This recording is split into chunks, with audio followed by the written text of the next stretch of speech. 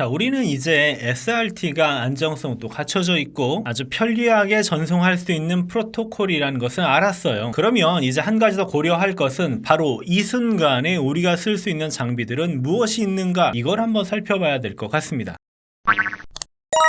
아무리 좋은 기술이면 뭐예요? 당장 내가 쓸 수 있는가가 중요한 거죠. 그리고 또 한 가지 간과할 수 없는 부분이 있습니다. 바로 뭘까요? 비용입니다. 아무리 좋은 기술과 아무리 좋은 제품이어도 가격이 비싸면 쓸 수가 없는 거죠. 그리고 내 예산에 맞는 장비가 있는지, 어떤 장비를 선택해야 하는지도 중요한 요소가 될 것 같습니다. 현재 SRT 기술을 지원하는 업체들은 굉장히 많이 있어요. SRT 얼라이언스라고 해서 500개 이상의 회사들이 회원사로 있는데, 이 업체들이 SRT 기술을 사용하는 제품들을 생산하고 있습니다. 그런데 지금 우리가 하려는 것은 SDI를 장거리로 전송하는 것처럼 동작하는 일들을 하려고 하는 거잖아요. 이런 작업을 하려면 SRT로 인코딩을 하고 디코딩을 하는 장비 세트가 필요합니다. 그리고 이런 식의 SRT 장비 세트를 생산하는 업체는 그렇게 많지 않아요. 대표적으로 SRT라는 프로토콜을 만든 하이비전사에서 장비를 생산하고 있고요. 그리고 또 SRT 얼라이언스에서 가장 먼저 언급되는 아자라는 회사에서도 SRT 제품을 출시했습니다. 브릿지 라이브라는 제품이에요. 또 최근에 뛰어난 가성비로 각광을 받고 있는 DB네스트의 프로 SRT 시리즈가 있습니다. 먼저 하이비전사의 제품을 한번 살펴볼게요. 하이비전에서는 마키2라고 하는 SRT 제품군들을 출시하고 있고요. 그런데 이게 모델이 아주 많습니다. 독립형으로 구성되어 있느냐, 랭마운트 형태냐, HD까지만 지원하느냐,